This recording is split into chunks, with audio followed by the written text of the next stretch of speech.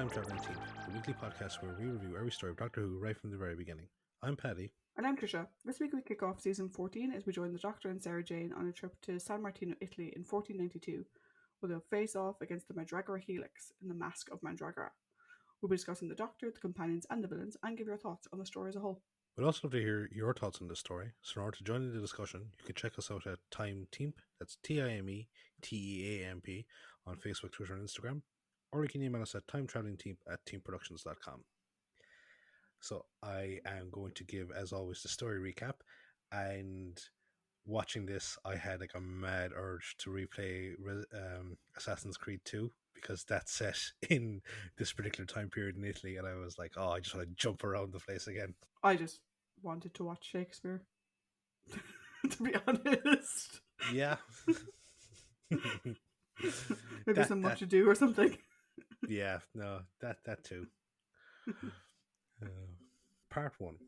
The Doctor and Sarah Jane wander the endless corridors of the TARDIS, investigating the various rooms in it, and come across the secondary control room. The Doctor finds mementos of his previous incarnations and says that he should be able to pilot the TARDIS just as easily from this room. He activates a view screen and they are greeted by the sight of the Mandragora Helix. He explains that it is a sentient spiral of pure energy and starts to pilot the TARDIS away from it, saying that it is very dangerous. Unfortunately, they get sucked into it, and the Doctor says that they will have to fly through it to the other side. Sarah Jane says that she can feel it inside her head, and the Doctor tells her to concentrate on anything to combat the effects of the energy. The TARDIS is then battered by the energy of the Helix, but it eventually stops. The Doctor then says that he doesn't know where they are and tells Sarah Jane to stay behind whilst he goes to investigate. However, she follows after him, and they find themselves in an endless echoing void. As they look around, they suddenly are attacked by balls of Helix energy, and the Doctor pushes Sarah Jane back into the TARDIS so they can escape. As they leave, the sound of evil laughter fills the void. In the Italian province of San Martino, a group of peasants are ambushed and killed by the soldiers of nobleman Count Federico. He orders that a few survivors be left so they can warn the local dissidents to stop their uprising. He then returns to the castle of his brother, the Duke, who is currently on his deathbed, surrounded by priests and his son, Giuliano. Giuliano asks Hieronymus, the court astrologer, about the prediction he made of his father's death, saying that he doesn't believe in his divinations. Hieronymus leaves as Federico arrives, and Giuliano confronts him about his brutality towards the peasantry. Federico storms out, and Marco, Giuliano's companion, warns him to be careful, as his uncle holds a lot of influence in the court. Giuliano says that as he is inheriting the dukedom from his father, he wants to move it away from the old superstitions and towards the future. Marco then comments on how suddenly Giuliano's father became ill and died. In Hieronymus' chambers, Federico says they need to eliminate Giuliano quickly so that he can become the duke. Hieronymus tells him that they need to be careful, as Giuliano may suspect him, given the amount of people that they have killed in order to clear the way to the dukedom. He then confides to Federico that as the summer solstice draws closer, his predictions have become more and more accurate. Federico thinks that he's trying to believe the false predictions he has given to account for the deaths, and tells him that he will kill Giuliano in 2 days.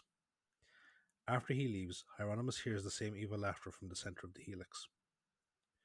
Meanwhile, the TARDIS lands in a nearby forest, and the Doctor and Sarah Jane go to take a look at their surroundings. The Doctor gets distracted by some artifacts on the ground that indicate when they have landed, and doesn't notice Sarah Jane wander off into a nearby orange grove.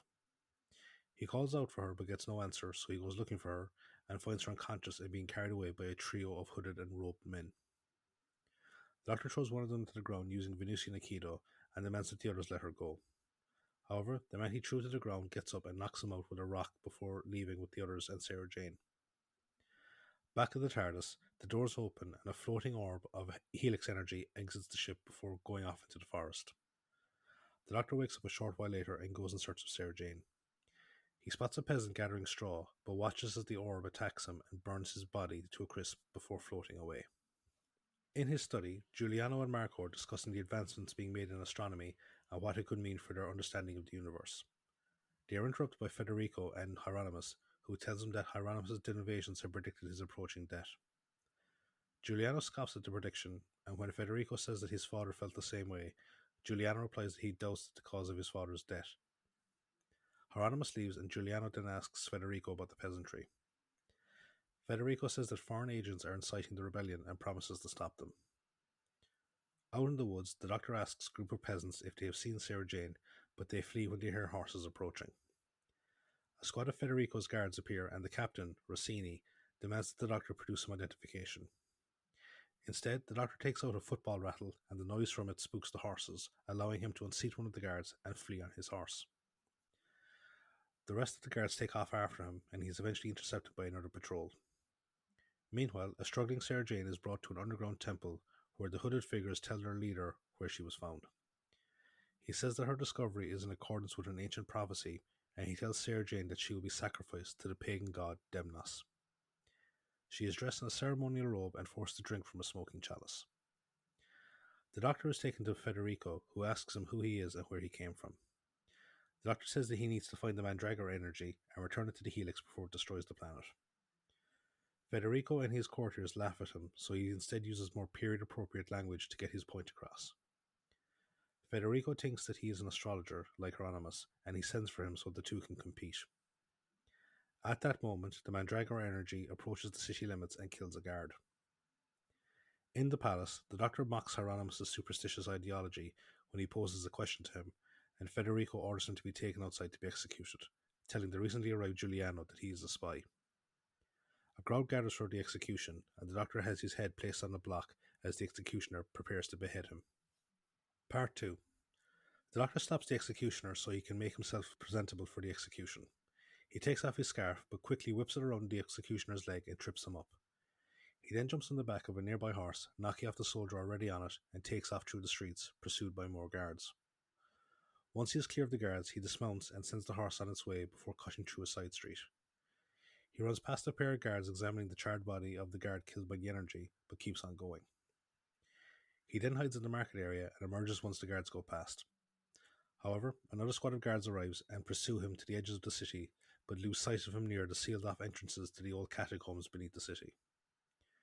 Due to his sudden disappearance, one of the guards says that he must be a follower of Demnos and urges his colleague to leave the area. The doctor, having found a secret way into the catacombs, makes his way through the maze-like tunnels.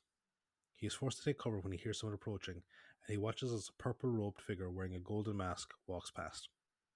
He follows after the figure, who leads him to the underground temple where the cult of Demnos are preparing to sacrifice Sarah Jane, who is laying on the altar.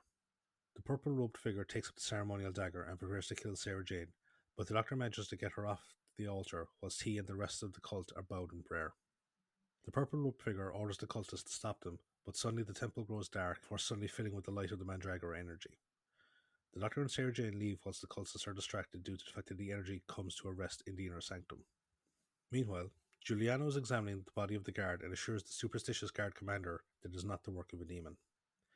Marco enters as the commander leaves and is shocked by the sight of the corpse, but can't give an answer as to what could have caused it. Back in the temple, the Helix energy manifests as a shower of golden light, and the purple-robed figure approaches it. When he steps into it, a voice fills the air saying that he and only he has been chosen to receive the unlimited power of the Helix and act as an avatar on Earth. The light then vanishes and the purple-robed figure dismisses the rest of the cult. Once he is alone, he takes off his mask and reveals himself to be Hieronymus. In the catacombs, the doctor tells Sarah Jane that there are guards patrolling outside and they need to wait for them to leave. Sarah Jane asks who the cultists are, and the doctor says that the cult was thought to have died out over 1,000 years ago. The doctor then tells her that a part of the Mandragora Helix stowed away in the TARDIS and is now loose in the temple, but he doesn't know why. Sarah Jane suggests that it could be trying to conquer the world, but the doctor says that the Helix doesn't have a physical existence as they know it. Before he can elaborate any further, they are apprehended by a squad of guards. They are brought to Giuliano's chambers, who apologizes for their rough handling, but he explains that they need to be brought to him quickly, as Federico had ordered them to be killed. They reveal their belief that Federico had Giuliano's father murdered and is now attempting to kill him so he can inherit the dukedom. Giuliano appeals to the doctor as a fellow man of science to help stop Federico from preventing the city from advancing. The doctor says that can't be the only reason he wants their help, and he shows the body of the guard.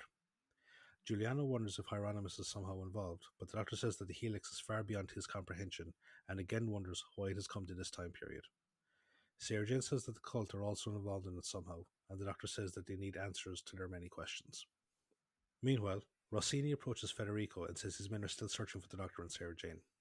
He also gives him a scroll that he was given by Giuliano's secretary, which has a list of names of the various nobles throughout Italy that are en route to witness Giuliano's inheritance of the dukedom. He goes to Hieronymus' chamber where the astrologer is reveling in his newly acquired power, and he tells Federico to get out. Federico reminds him that he is in his employ and demands that he kill Giuliano tonight. Hieronymus refuses, saying that the heavens haven't decreed it, but Federico insists and then leaves. Hieronymus goes to the temple and begs to be given more power so he can destroy those that oppose him, but the Helix says that the time isn't right and he must wait. The Helix then retreats and the head priest arrives and asks how Hieronymus seems to be so familiar with the entity, believing it to be Demnos. Hieronymus says that years ago he received a vision of his future from Demnos, saying that he would rule the world. He then vows revenge against any and all that have mocked him, including Federico and Giuliano. The next morning, the Doctor and Sarah Jane join Giuliano for breakfast, where they are trying to explain what the Helix is, using the vernacular that he can understand. Sarah Jane again wonders why it came to Earth, and the Doctor casually says that the cult has a power base for it to work from. He says that the time they are in now is the juncture where the Dark Age superstition gives over to the New Age science, and Sarah Jane says that the Helix could take over, masquerading as a new religion. The Doctor then realizes that the Helix is using the temple as it is an energy focal point, and he says they need to destroy it as soon as possible. He asks Giuliano for directions to the temple, but the young Duke insists on taking them directly, arming himself and the Doctor as they go for their protection. They make their way to the temple, but they are spotted by a guard who goes to report to Federico. Federico says that they can kill them all there and blame Giuliano's death on the cult. At the temple, the Doctor tells Sarah Jane and Giuliano to stay behind whilst he goes in by himself.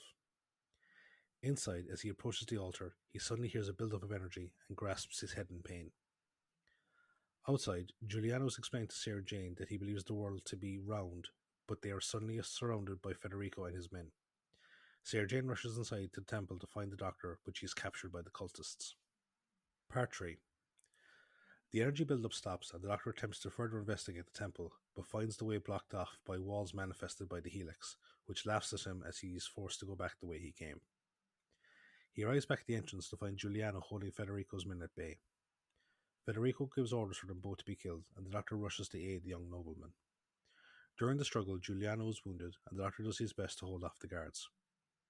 Suddenly, several cultists appear and drive off Federico and his men, giving the Doctor a chance to take Giuliano to safety within the temple. The Doctor asks after Sarah Jane, and Giuliano says that she went into the temple to look for him. The Doctor tends to his wound and then says they need to go find her. At that moment, the cultists urge Hieronymus to sacrifice Sarah Jane to appease Demnos, but he says that she can be useful to him in his efforts to kill the Doctor. He orders her to be brought back to his chambers, and once there, he drugs her into a trance. He then hypnotizes her and instructs her that the Doctor is evil, and that when she has the opportunity, she is to kill him. He gives her a poison needle to use, and then arranges to have her brought back to the temple. In his room in the palace, Federico listens to the horns announcing the arrival of the various nobles coming to watch Giuliano's ascension. Rossini arrives and says that they have been unable to find Giuliano. Federico berates him, but Rossini says that he has most likely fled to the catacombs, and finding him would be next to impossible. Federico says that he will have to come out at some stage, and orders Rossini to have his men stationed at every known exit. He then realizes that he can still gain the dukedom by discrediting Giuliano as a member of the cult. In the catacombs, the Doctor and Giuliano find Sarah Jane unconscious on the floor of one of the side tunnels and wake her up. She tells them that she can't remember what happened after she was apprehended by the cultists. The Doctor recognizes the tunnel as the one where he first saw the disguised Hieronymus and says that they must be under the palace. He then realizes that the reason the Helix must have picked this time to arrive was because it had someone already sympathetic to it through some sort of influence. Sarah Jane asks them to help him up, holding the needle at the ready, but Giuliano helps her up instead, and she puts it away and carries on as normal. They go through another secret entrance and are forced to hide from a pair of nearby guards. Giuliano recognizes that they are in the palace dungeons and leads them away from the guards. He takes them away to his own chambers where they see signs of a struggle. Giuliano realizes that Federico's men must have arrested Marco, and he tries to rescue him, but he is stopped by the Doctor, who says that they have more important things to worry about.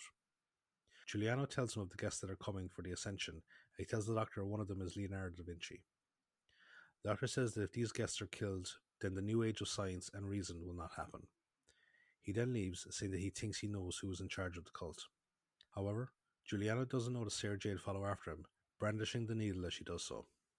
Meanwhile, Federico finds Hieronymus in his own chambers, and when he doesn't rise to pay him homage, he threatens to kill him. Hieronymus apologizes, but Federico continues to berate him as a fraud that has outstayed his usefulness. Hieronymus attempts to warn him that his life is in danger, but Federico ignores him and tells him to get out.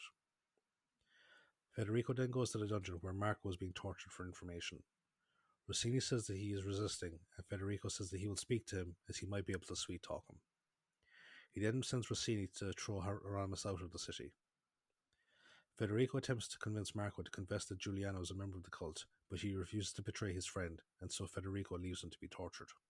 The Doctor enters Hieronymus' chambers through a secret entrance and confronts him whilst he is making a potion. He finds Hieronymus' cultist mask on the table, confirming his suspicions about him.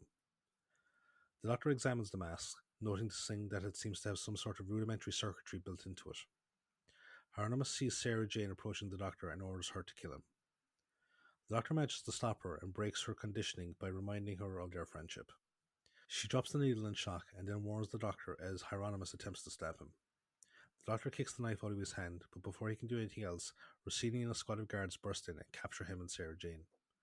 Hieronymus flees and Rossini orders some of his men to go after him.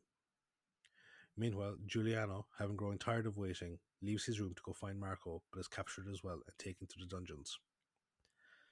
Federico is informed of these developments and gloats in his impending victory. In the dungeons, the Doctor explains to Sarah Jane that she had been hypnotized to kill him, but he was already aware of it. He tells her that when he found her in the tunnels, she asked how she was able to understand Giuliano without knowing Italian, a question that she had never asked before, and he knew that something was wrong.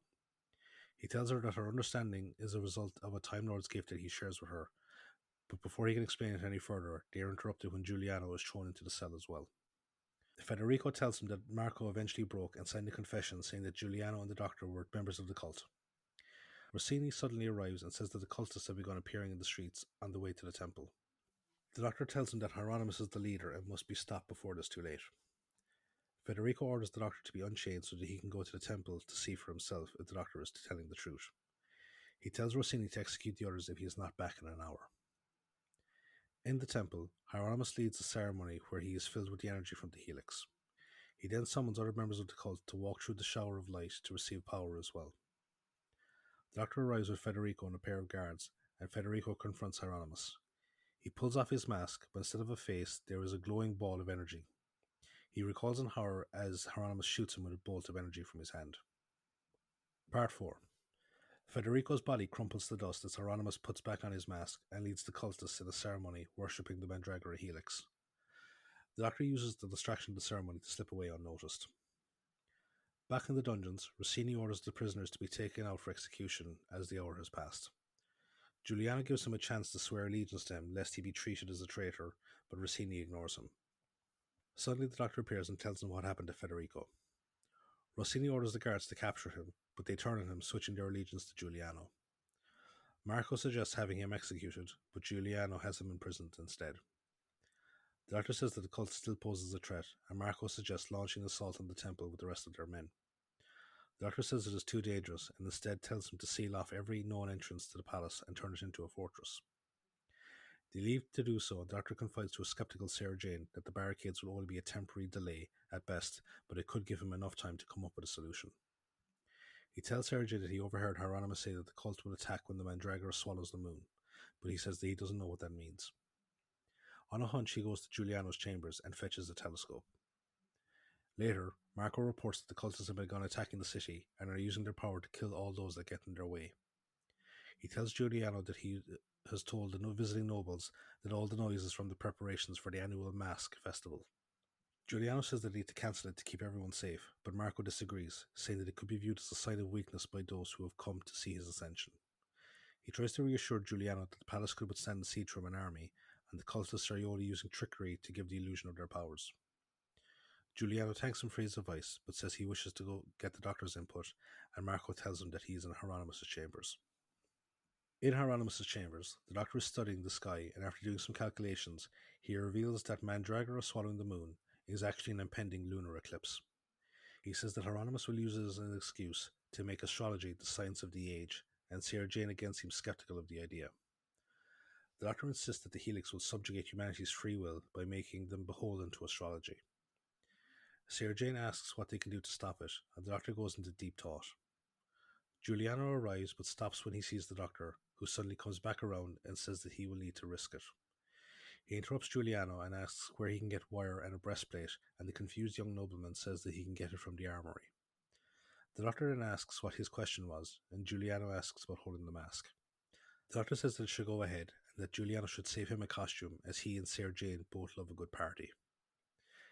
In the temple, the head priest reports to Hieronymus that the town has been emptied. Hieronymus says the next stage of their plan is to kill all the nobles and scientists in the palace so that no one can stop them. The head priest says that the palace has been sealed off, but Hieronymus says that he knows of a secret entrance and tells him to get 10 other cultists to join him so he can lead them into the palace. In Giuliano's chambers, the armourer finishes pushing the breastplate on the Doctor, which he hides under his normal waistcoat. Sarah Jane arrives with a selection of costumes for him to wear, and the Doctor jokes around with the selection. Sarah Jane says that his jokes always get worse when the situation gets more dangerous. The Doctor says that they would have to do their best, and they make their way to the ballroom, where they meet Marco. The Doctor asks him to unseal the secret entrance through to the dungeons, and he leaves Sarah Jane behind to keep an eye on things. Sarah Jane asks him to be upfront with her, and he says that if he has guessed correctly, then he should be able to drain the helix energy out of the cultists. As he leaves, he confidently asks if he has ever been wrong, and Sarah Jane quietly whispers that he has guessed wrong lots of times. The Doctor arrives in the temple and quietly watches as Hieronymus tells the head priest that he has managed to send the infiltrators into the palace disguised as entertainers. The duo then depart, and the Doctor begins to make his way to the altar and begins to unspool the wire. Up in the ballroom, the mask is in full swing, and Marco reports that the cultists have the palace surrounded, but are not doing anything.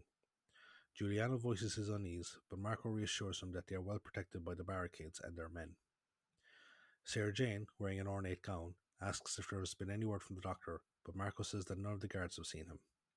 She voices her concern, but she is led away to dance by one of the nobles. In the temple, the Doctor finishes placing and disguising the wire around the altar, and then waits playing with a yo-yo. Hieronymus appears and demands to know why he is there. The Doctor says that he has no other choice, and Hieronymus says that humanity's future explorations into the galaxy would threaten the power and influence of the Mandragora helix, which is why it came to this crucial point in time. The Doctor says that he can't allow him to disrupt humanity's progress, and Hieronymus vows to kill him. He repeatedly shoots the Doctor with bolts of energy, but the breastplate absorbs the worst of the blows. The Doctor notices that the glow of the helix power in Hieronymus begins to fade, and he repeatedly goads him to continue attacking him. Back in the ballroom, Sarah Jane grows increasingly concerned about the Doctor's absence, but then sees someone wearing the costume he brought with him into the temple. Thinking it is him, she approaches him to find out what had happened, but she is shot when the figure reveals itself to be a cultist. The other cultists reveal themselves and begin to kill several of the guests, before being stopped by the sudden arrival of Hieronymus. He says that the final sacrifice must take place within the temple, and he orders the remaining victims to be taken there at once. Once there, Sarah Jane notices the lunar eclipse beginning through a hole in the ceiling, and Hieronymus calls the cultists forward to receive the full power of the helix. They gather around the altar, but they are turned to dust when the energy enters them. The helix then disappears, and Hieronymus takes off his mask, revealing himself to be the Doctor, who is mimicking Hieronymus' voice. Later, the Doctor and Sarah Jane say goodbye to Giuliano, who tries to get them to stay, but they say that they can't. As they leave, Sarah Jane asks if the Doctor got to meet Leonardo da Vinci, but he says he didn't, and it was probably for the best, as he would only point out the flaws in his designs. She then asks if the Mandragora helix will ever return, and he says that it will come again in about 500 years, which is at the end of the 20th century. Before she can ask any more questions, the Doctor leads her into the TARDIS, and they take off. End of the story.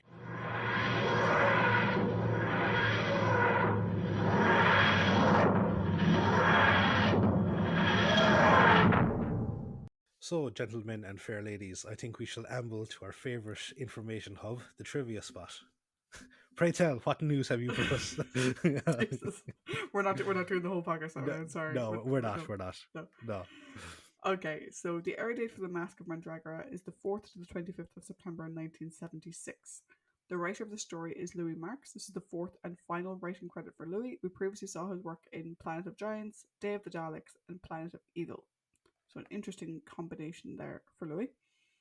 The director of the story is Rodney Bennett. This is the third and again final credit for Rodney. We previously saw his work in The Ark in Space and The Sontaran Experiment, which were both A+.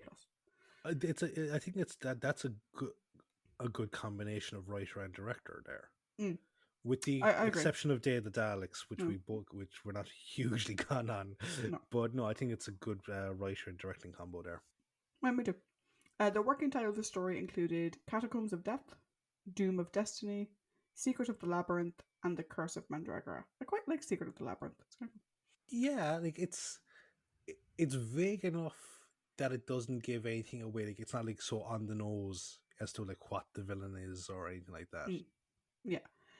So we discussed the other week that we were going to be changing the TARDIS set. So this story has the first major redesign of the console room.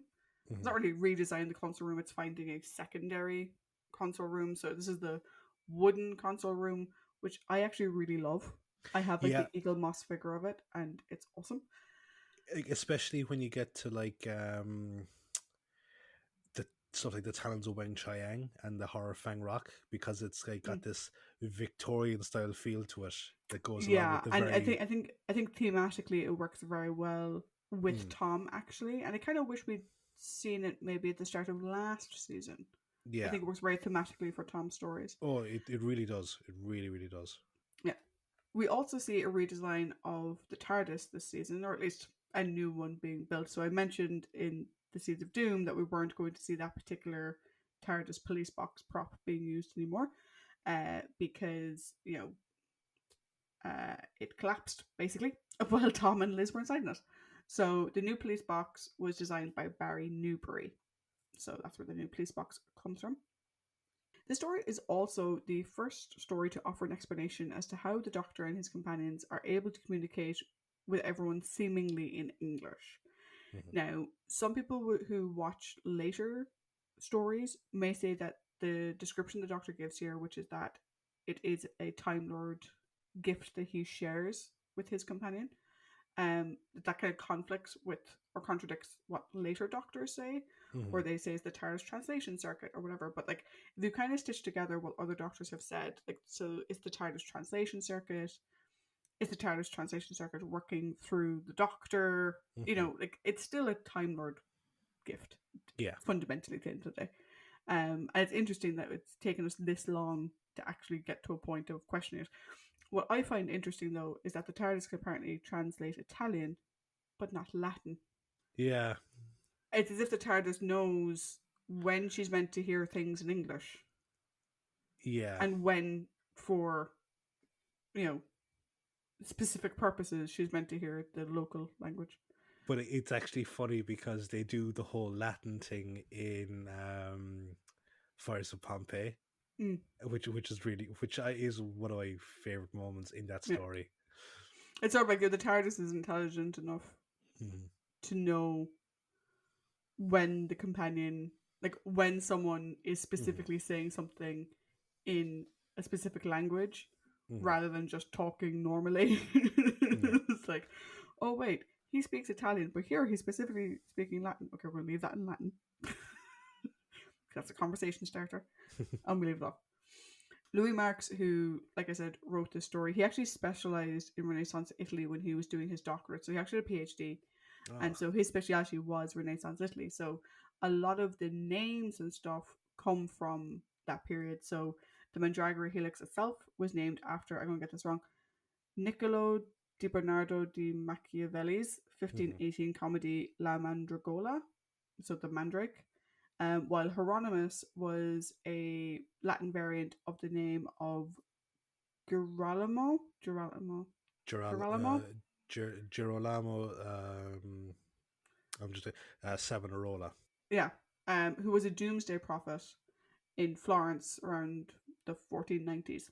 So, Uh, if I'm right, he's the guy behind the Bonfire of the Vanities, which was like he led this um movement, which was like essentially book burning mm, of like vain or profane, what he deemed to be like profane items, sort mm, of like going back over real Old Testament type thing. yeah. So it's interesting that there's so much sort of historical stuff pulled into Mm. this. Philip Hinchcliffe, who was the producer at the time, he was inspired to do a story set in Renaissance Italy after seeing the 1964 film version of Edgar Allan Poe's The Masque of the Red Death. which is a fucking excellent movie. I really, really like that movie because it's one of the Roger Corman Vincent Price collaborations. Mm, It is so good, and it has a genuinely creepy ending. mm. It's so well done, so well done. Yeah, so Philip saw that and was like, "Oh, why don't we do a Renaissance Italy story?" And he was actually the one who suggested their filming location. So obviously, we have set filming or set recording in the Mm, story. We also have location filming, and I think the location filming for the story looks amazing. it really does. It's a place called Portmeirion in Wales. Well, watching the story, you'd actually think they were In Renaissance in Italy. Italy. Like if you know if you weren't someone who paid massive attention to like trees and shit, like it looks like they're in Italy. And Philip had actually been to Portmeirion, um, as a tourist in the 60s, and so he remembered what it looked like. It's also quite a popular filming location in general. Several other shows and movies have used it, and I think it works just perfectly Mm, in this story. Like, there's a couple of stories I think we've had where the location filming has just been just another quarry, mhm. and stuff like that. But I think we've had some good stories, particularly during Tom's run, where the location has been part of the story in a Yeah. way. You know, it's actually worked really well. Wookie Hole being one example, even though the story wasn't great, Wookie Hole Yeah. was fantastic in Mhm. itself. Um, Even like the village where they did Terror of the Zygons was fantastic. This is Yeah. another example of just really good choices when it came to location filming. Yeah. Or the village from the demons. Yeah, Yeah. the village from Demons. Actually, in fairness, the villages surrounding area for Android Invasion was actually really good as well. It was. Um, the story was boring. Yeah. Um, um, You're like my dad watching Lord of the Rings. Well, the scenery was nice. Bob Holmes, who was the story at the time, he wasn't the biggest fan of the story. He wasn't massively sold, but that's because he didn't like historical stories. And this is the first historical story. Now, it's obviously not a pure historical because there are science fiction elements in it. We don't do pure historicals anymore. It's not, but it's been the first like historical story, like super far, or first historical story outside of England that we've had in Mm, yes. forever Uh, since Abominable Snowman. fuck it. Is it that long? I think so. Yeah. Probably is. Yeah. And Bob just wasn't a big fan of historicals. Mm, Rodney Bennett, who was our director, he probably saw this as an opportunity to kind of do Robin Hood. I get it. You get to have swords. yeah. We don't really see much else of Robin Hood in the story, but you know, you get to have the swords and stuff. One thing that I found interesting the first time I watched this, and actually on several subsequent viewings over the years, is that I never understood what the mask was. So, for those of you who are just listening and who didn't read the title of this episode, mask in this context is spelled Masque, like masquerade, but Mhm. shorter. And so I looked it up out of curiosity, just what's the definition? And according to Wikipedia, which is of course the single source of truth for everything, the mask was a form of festive courtly entertainment that was very popular in the 16th and early 17th century, though it was developed earlier in Italy. So it was Mm, actually an Italian thing. And basically, it's courtly entertainment, music, dancing, all that kind of thing. And they do wear masquerade masks. yeah. Um, in some ways, it does sort of remind me of Much Ado, um, Mm, and the sort of um, party sequence from that.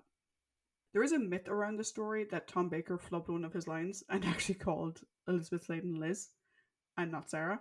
The line was, "It isn't nonsense," and everyone thought he said, "It isn't nonsense, Liz." What he actually said is, "It isn't nonsense, Miss." yeah. But since he never calls her Miss, people thought he was calling her Liz. Um, Weirdly enough, so there's been a number of sequels or sequel esques to this story. So there was a comic book that was done with the Seventh Doctor and Ace. Hmm. There was Big Finish did a great storyline that plays off from this in a massive way. Don't want to say too much, don't want to spoil it. Sarah Jane Smith series on Big Finish, though, we've mentioned it a million times before. It Yeah, is fantastic. I am going to listen to it as soon as this is over because I really want to. It's a nice continuation. particularly season two. Like so, this was the wonderful thing. Segue, sorry. This was Mm, the wonderful thing about the Sarah Jane Smith series. Season one builds off of the storyline from Robot. Robot, Yeah. which was you know it's a really good first season, Mm, but season two, I think season two is just so much better yeah. because like the locations that it is, the characters, the situations, they're they're just fucking phenomenal. Like good audio dramas actually make you scared, you Mm, know? These ones do. Like yeah. that it's so good. Yeah. So that's brilliant. There was going to be a potential on screen sequel, though. Mm. So the Sarah Jane Adventure Stories Secret of the Stars was originally going to be a Mandragora sequel. It was going to be based around the Mandragora Helix. For those of you who haven't seen it, and I do encourage that you do watch the Sarah Jane Adventures because it's Mm. awesome. Secrets of the Stars is where basically a horoscope guy, there's someone who like does your star chart or whatever, receives a gift from the stars. He was able to unlock the secret of the stars. He's able to control people based off of their astrological signs. And originally, that was meant to be the Mandragora Helix, because obviously, at the end of the story, the Doctor says it'll come back at the end of the 20th century. Certain Adventures is set in the early 21st century. Mm. It would have been a really good play. But they kind of decided that the Mandragora would have to change too much and it was too easily defeated in order to fit the plot that they had Mm. for the story. And so they changed it to be this sort of ancient power of the stars. Though, like, if you've seen The Masque of Mandragora, you can just sort of watch it as a sequel to Masque of Mandragora. Yeah. Just the word Mandragora never comes up. Um, I do need to correct something I said last week. Oh So last yes. week I said that Seeds of Doom was not originally meant to be the season finale. The Mm. season finale was meant to be The Hand of Fear, which Mm. for us is Yeah. next week's story. Mm. And The Hand of Fear is Sarah Jane Smith's last story in her current run on the show. And I said that, like, oh, well, that doesn't mean that Liz was meant to leave at the end of season 13 because she left in season 14 and Mm. the fact that the story got switched around to it. Actually, she was going to leave in season 13. Oh. She stayed on for an additional 7 months when you consider, like, the break and then the Yeah. setup and recording because she heard about this story and wanted to be in it. That's really cool. Yeah, so we'll talk more about Liz's departure next week. But that is something I was not aware of. And so I made an error last week, so we are corrected this week. Yeah, because like I thought like we were kind of still, even though like it hadn't been in a while, but we were still in the whole thing of like where they were contracted episode by episode, or Mm, like Michael Craze and Annika Wilkes and Jackie Lane were, mm. which is why like Yeah, no, their like this departure was stories are like so weird. apparently Liz was meant to leave at the end of season 13. And to be honest, again, we'll talk more next week about why Liz left. Mm. And it wasn't Liz left, she wasn't fired or anything. It makes more sense if she was going to leave at the end of the last season as opposed to her leaving after the first two stories of this season. Mm. Because the reason she was leaving didn't last very long after she left. So that I think is more it makes more sense with Yeah. this context. I've always wondered what the fuck that was about. But this obviously makes more sense. Anyway, on to our cast because that's a conversation for next week. Hmm. So as Juliano, we have Gareth Armstrong. This is the only on-screen Doctor Who credit for Gareth, though he did contribute to a number of Big Finish stories. His non-Who credits include Eldorado, Zedcars, Hawkmoor, Monkey, where he was like the English voice dub for a character called Sandy in the show Monkey, and The Fragile Heart. Hieronymus is played by Norman Jones. This is the third and final appearance for Norman. We previously saw him in The Abominable Snowman and then Doctor Who and the Silurians. Count Frederico is played by John Lorimore. Lorimore? Lorimore. Looks like Laura with an M at the end of it. We'll go with Lorimore. Only Doctor Who acting credit for John. His non-Who credits include Orlando, The Avengers, Spy Trap, Z-Cars, My Old Man, and Crossroads. As Marco, we have Tim Pickett-Smith. This is the second and final appearance for Tim. We previously saw him in The Claws of Axos, though we did not discuss him at that time. At least I can't find a mention of him. His non-Who credits include Anthony and Cleopatra, Aces High, Clash of the Titans, The Hunchback of Notre Dame, The Remains of the Day, and the thing that I know him most from, which is V for Vendetta. I know him from Clash of the Titans because he's the captain of the guards that accompanies Perseus to Medusa's lair. Oh, And he actually, in a Doctor Who connection, mm, the guy that played the prisoner in the Mind of Evil, the guy that got turned into he plays Calabas in Clash of Titans, who ends up killing Tim Pickett-Smith's character. wow. Yeah, that's how much I really enjoyed that movie. Yeah, I remember like the first time I watched the story being like, that guy looks really familiar, that guy looks really familiar, that guy looks really familiar. Yeah. He was in V for Vendetta. Yeah. That's where I know him. We've got guns. What have you got? All your bloody knives and your kung fu. Tim sadly passed away in 2017. Captain Rossini is played by Anthony Carrick. Only Doctor Who acting credit for Anthony. His non-Who credits include Colditz, Z-Cars, Yes Minister, Yes Prime Minister, Agatha Christie's Poirot, The Hitchhiker's Guide to the Galaxy, and Elizabeth Golden Age. You specifically asked me to include Rossini, even though we're not going to be discussing him as a character. Was there any other pieces of trivia you wanted to include about him? Oh no, it was just I think like kind of like Ducat and Morberly and Stevenson last week, and said they had a bit of a presence in the story, but just I think enough to credit them on a cast note, but just there's not really a whole lot of discussion point for them. Yeah, cool. Then yeah, that's it. I'm done. I gave my trivia about the Clash of the Titans link. There you go. I haven't seen it, so. But I think you'd like it. It's a great example of Ray Harryhausen's stop motion Greek I've mythology. seen bits. I have a funny feeling I probably watched it when I was a kid because I like there's certain things that I distinctly like my brain pulls up when I hear it. But I don't know if that's because I watched it as a kid or because I've just seen it referenced in so many other things that my brain has created this connection or whatever. It's got Maggie Smith as a vengeful Greek goddess. I'm pretty sure that you're going to want to watch it. Oh, I do now. Yeah. Yeah. There you go. You know how to get me to watch things. Mention people that I've really enjoyed other things, and I'll go watch it. Yeah. You ever going to give me back the Prime with Gene Brody, by the way? I am. I am when I finish watching it. Paddy's had this film for like what, 6 years? Thereabouts.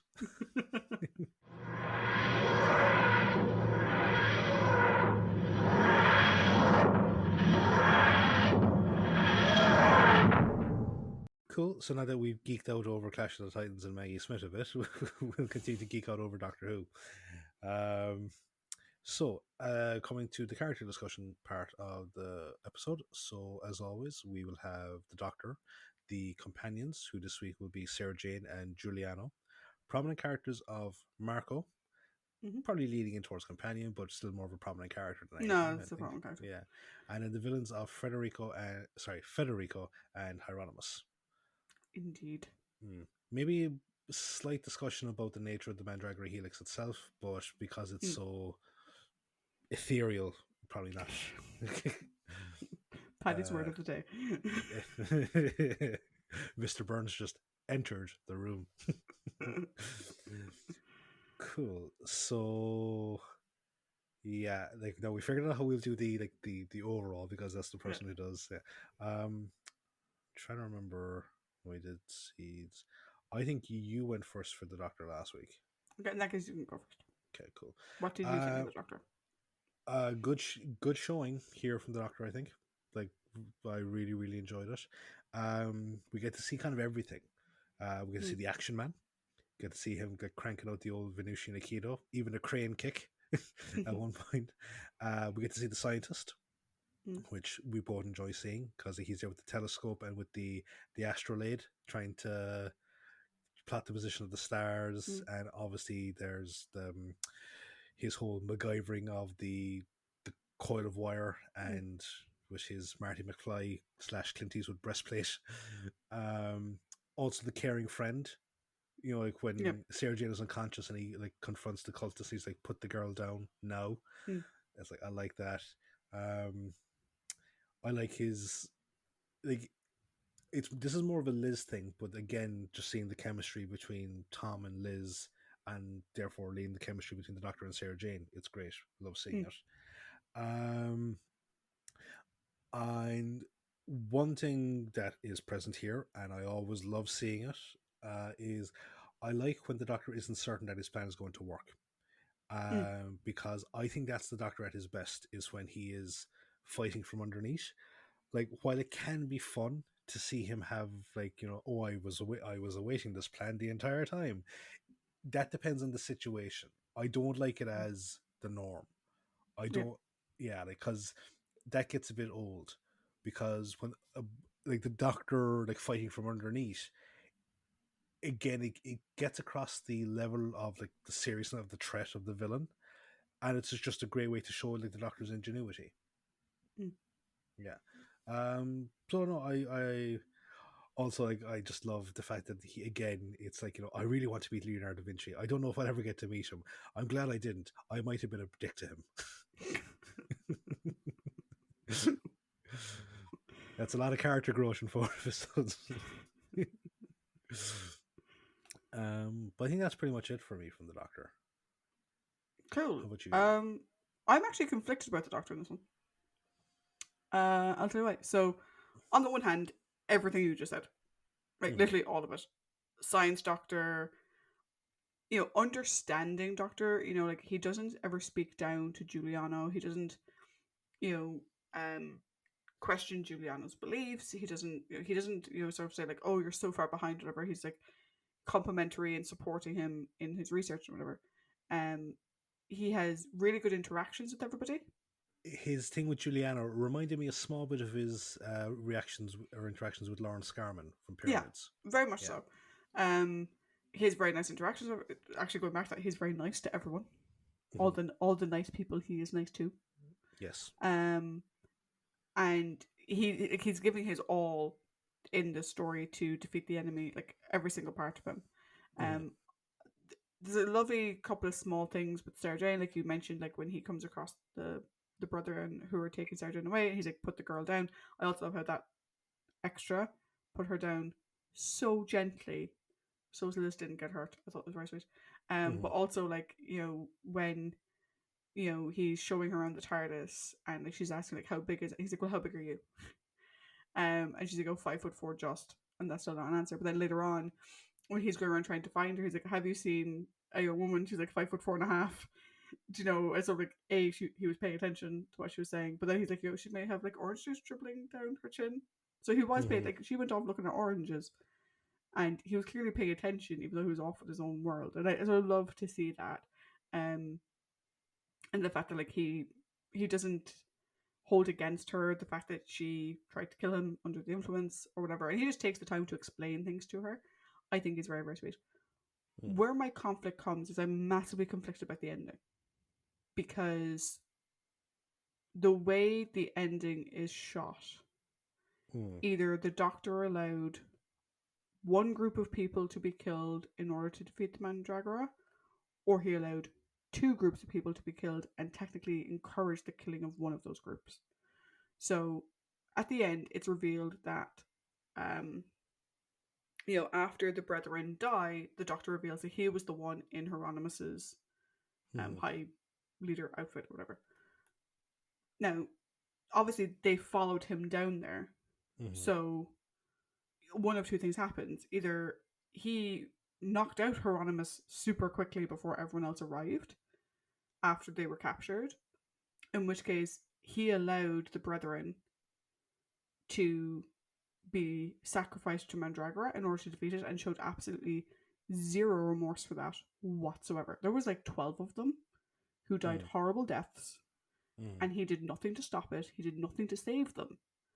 And that was part of his plan to defeat the Mandragora Helix in the first place.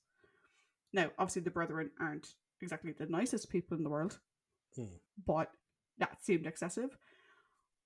Where if you take it to the extreme, though, and if you assume that like him knocking Hieronymus out between when Hieronymus left the hall with Sarah and Marco and Giuliano and all the other guests, and when they arrived and that sequence was happening with the Mandragora Helix energy. If you assume that it was always the Doctor, that like the lion head and Mm. Sarah unveiling him was the Doctor, A, how the fuck did he do the glowy face? No one knows.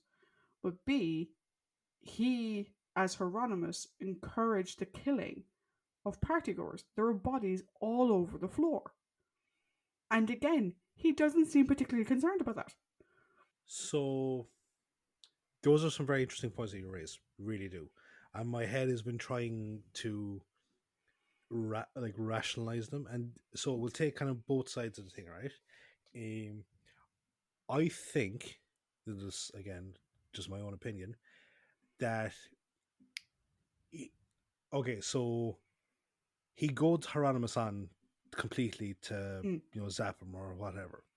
Now, if Hieronymus, we don't know what happens to Hieronymus. no. That's never explained. We don't know if he crumbles to dust like the others, or does he just die, Mm, or whatever. Now, in my head, the reason that okay, so we'll just say Hieronymus dies. All right. mm, The Doctor then puts on his garb and rushes back up to the palace. At which mm, point he sees that unfortunately party guests have been killed, which is why he calls for the stoppage. And then he says, "Bring them all down to the thing. We'll kill them all down there," which is the trap for the brethren. mm, Now, when he tells them all, go on to the altar and all this type of stuff. It depends entirely upon what happened to Hieronymus. Because if Hieronymus is just dead, but all the energy is drained out of him, I'm going to assume that that's what the Doctor thought would happen to the cultists, that they would just get the energy drained out of them, but they would die. mm, Um, which, look, in of itself is not great, but at the same time, it's he can't let the Mandragora energy go out. He can't let it mm, be there. If they crumple to dust, I maybe it's something he wasn't expecting that it would be that happened, because again, it just depends on the condition of Hieronymus's body. Or maybe if Hieronymus did turn to dust, it's because Hieronymus was the main focal point for the energy compared to the other guys. Um, I think I had like a kind of a complaint about this in Planet of Evil, how mm, things are wrapped up a bit too happy nicely, mm, and there's some deaths and there's some stuff that happens that really I feel, to wrap up the story properly, should be acknowledged. mm. So I think what you're having here is the same problem I sort of had at the end of Planet of Evil. Yeah, I think the difference here, though, is in Planet of Evil, it was Sorensen. Yes, as opposed to And now it's the Doctor. you kind of felt he was being given a bit of a free pass. Yeah. Um, and that, he wasn't made to pay for his crimes, or at least own up to the fact that he had crimes to pay for in the first place. Mm, My issue here is like, because what you're saying is true. Like the Doctor, as Hieronymus, says to stop, but it's him unveiling himself as Hieronymus to Sarah that kicks off the whole thing to begin with. mm. If he had told Sarah who he was, then the rest of the brethren wouldn't have unveiled himself. He was the signal for the rest of them to unveil themselves and start killing people. Wait, no, oh, I see what you're saying now, but Because it was he took off his helmet and showed Sarah. Sarah ran off into the crowd to tell Giuliano, and then that's when the brethren no, unveiled themselves and started attacking people. no, he didn't take off. Oh, yeah, no, just give me one sec, because I get what you're saying now about the whole allowing the slaughter, and I was like, what's this all about? Give me 1 second there, okay? Because what I'm going to do is, um, again, just to suppose like avoid confusion with stuff, I tell stuff as I'm giving the recap, Mm, stuff a bit more linearly, just so that it kind of all flows together. That I'm not kind of going cut to this, cut to that, cut to mm. whatever. So yeah, no, I'm going to find that section. You can keep talking there if you want. And No most of way. it, okay, cool. So no, so it's actually a different person wearing the Doctor's costume. That no, that's according to, because this is the thing, that the person that takes off the Doctor's masquerade costume is wearing a black robe, which is a regular cultist robe. Whereas when the Doctor appears at the top of the dais, he's wearing Hieronymus's purple I thought garb. that it was because how would that person have the Doctor's costume? No, that I think is probably just down to poor writing.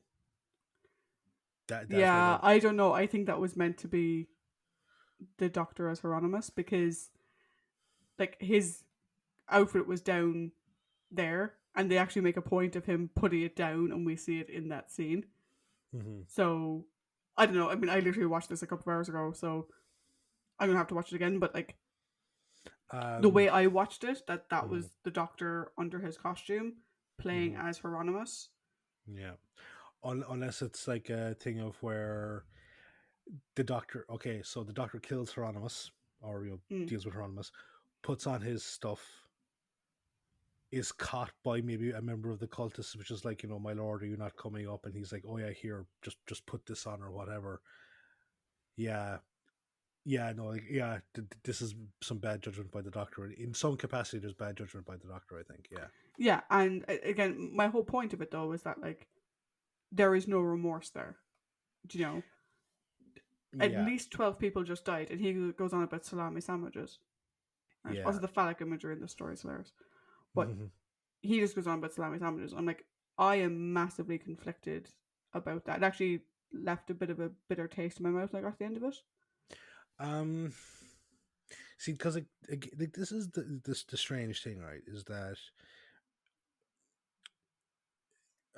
the Doctor been has done some pretty brutal deaths throughout Mm, the what is it, the 13 years of the show that we've now watched. Because we think about, um though some of them have been reserved exclusively for the Daleks, like the Time mm, Destructor, using that on them. But if you want to go away from, say, the Daleks and the Cybermen, you've got uh redirecting the Ice Warrior fleet into the sun. mm-hmm, Um, we've got the Third Doctor just shooting people. Um, we've also got, I suppose, this Doctor using the cyanogen gas, which, you know, he assumed it would work one way, probably didn't work another way. But here, I have a feeling that he has no remorse in the sense of these were bad people, and also, so I've taken them off the board, but I've also taken the greater evil off the board. Now, I'm not condoning that, but at the mm. same time, that's probably what his thought process was. Yeah, and I just can't get behind the Doctor with that thought process. Like, You're going to hate the Ribos operation, so. the idea of the Doctor not even giving them the opportunity to see that this isn't Demnos. Dude, this isn't their Mm, religious figure. This is a alien presence trying to take advantage of them. I think the fact that he didn't even offer the normal priest's redemption, like fuck Hieronymus, but like mm, the normal priest, he didn't even give him an option. And if the way I watched the story was correct, where it's the Doctor under the lion mask playing at Hieronymus to get the cultists to follow him, and he, allowed or stood by and watched as a dozen people were killed. I'm like, dude, what the fuck? mm, And like you said, maybe it was a case of poor writing in the terms of like that wasn't meant to be the Doctor, and but the Hieronymus was meant to be him, and they were meant to be two different people. But like that's not the way I picked it up because like who but Hieronymus or Hieronymus mm, would have the Doctor's outfit, yeah. you know? Um, so yeah, it's an interesting one because like I was loving him up until that point, Mm, and it's never really bothered me before. But obviously, we watch the stories slightly differently now to the way we would have watched them originally. So it does bother me a lot more in mm, that sense. yeah. No, no, no. I definitely see where you're coming from this one, all right. And like, it does change the views slightly. And like, again, like, if we're going, we can even go back to An Unearthly Child, where the Doctor straight up just says we should just kill this guy and he won't be a burden to us, so we can escape. Mm, Like, going back, like, that it's not just the modern era that kind of paints him as like, you know, like the whole Time Lord victorious thing. It's like it's Yeah, not just the modern era that paints him as a bit of a fucking dark angel. It's no, he's been there since day dot. yeah. I just don't like it. I don't Yeah. like that side of him. I'd rather not see it. Uh, cool. So moving on to Sarah Jane now. What are your thoughts on Sarah Jane? Another Sarah Jane story where she's hypnotized. I have always wondered, and um, the Secret of the Stars storyline, Mhm, as well as another storyline in the Sarah Jane Adventures that happens in the final season, mhm. sort of pays half the fact that Sarah Jane gets hypnotized a lot. Yeah. It's sort of her running thing. I think she's hypnotized probably more than any other character, as far as I'm aware. Mhm, But I've always wondered. So when they first interact with the Mandragora energy, when they get getting pulled into the helix, she obviously has a very bad mental response to it, to the point where the mhm, doctor has to get her to start counting or saying the alphabet backwards. Which again, lovely, mhm. lovely sequence between the two of them. I've always wondered if that is the way that anyone would react to the Mandragora energy, or if it behaved that way with her because she's naturally more open to mental communication and therefore mental control. Because like the woman gets hypnotized a lot, Mhm. and like in the Sarah Jane Adventures later on, this is obviously jumping the timeline massively. Um, she says that she's an old dab hand at hypnotism, meaning that she's conquered Mhm. her mind to the point where you can't hypnotize her anymore. But I've always kind of wondered. There's always been kind of like a fan fiction theory that like Sarah Jane actually has a really open mind in the terms of like not that she's like weak minded, but that her mind is very open to what's going on around her, which Mhm. makes her more open to being controlled in that way. And so I've always kind of wondered if her Mandragora energy reaction was because of that, because we don't see anyone else other than when the Mandragora energy is attacking the Doctor later on. Mhm. We don't actually see anyone else react to the energy the way that Sarah did. Yeah. No, that's true. I actually never thought of it that way before, to be honest with Yeah, I think it's because I'm just obsessed with the fact the number of times this woman gets hypnotized. you. Spoilers: she's also hypnotized next week. Yeah. Um, but one of the things that like, so I have the Blu-ray of this season, which I'm looking forward to. Strangely enough, the stories that come after Sarah Jane because I haven't seen them, Mhm. and now I've got the Blu-ray of them. Hey, but in the Behind the Sofa special on the Blu-ray, Sophie Aldred made a comment that Sarah didn't really do much in the story, and how that conflicts with how Sophie actually remembers the character of Sarah Jane, because she remembers Sarah Jane as being very much a go-getter, very much a driving the plot, working things out, and whatever. And I kind of have to agree with her. Other than being captured and used against the Doctor, Sarah doesn't really do much. No, it's like we've often talked about like the companions driving the plot, Yeah, but through direct action. Here yeah, it's yeah, Sarah Jane is used to drive the yeah. plot. And like if we put it in contrast, say Seeds of Doom that we talked about last week, Sarah was used as a captive to force the Mhm. Doctor to do something, Mhm. but she also was a motivator, and that was Mhm. her purpose, was to motivate other people into action. Even though she herself didn't do as much as we would have seen her do in previous stories. And kind of knowing that Liz had kind of intended to leave and that then decided to stay on partially to do this story, I'm sort of like, did they just shoehorn her in there? Like, was this meant to be originally drafted as a story for a new companion? And they All just po- had to shoehorn her in, or maybe not have a companion at all. Um, I have a feeling that maybe this might be one of the ones where it's like no companion at all. yeah, or maybe originally he was meant to pick up a companion or something like that. Mm. Because other than being captured and used against the Doctor, she doesn't really. There is no plot driving on Sarah's part. She doesn't figure anything out.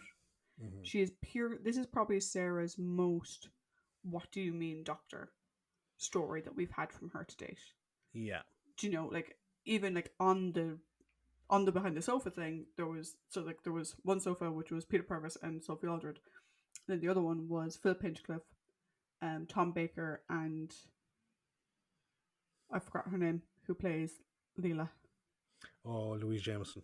Louise Jameson, and they're talking about Sarah Jane, about how she's a great character, or whatever. and how she was doing a really good job of helping get the plot across, which she was, by being the and Mm. Louise kind of made the comment like, oh well, that was kind of the companion's job, was to ask the questions to get the answers that the audience had. I'm like, that's such a simplified version of the role of the companion, and it's a simplification that Sarah Jane didn't always fit into. Yeah, there were times where she would ask the doctor the question, whatever, and Liz herself said that like Sarah Jane would have those questions, so it was fine. But in this story, other than being hypnotized, that's all she does. Yeah. See, and with Louise Jameson as well, like there's a small bit of maybe uh, tilted or no, tilted viewpoint in the sense of because Leela is like this savage, so a Mm. lot of stuff has to be explained to her. Yeah, So like I think that kind of viewpoint like is slightly Leah, like she skewed. obviously knows it from her time on the show Yeah, what her role was. yeah. I think this is probably the most like that sort of, I think, somewhat tilted view of classic companions that Sarah Jane has been.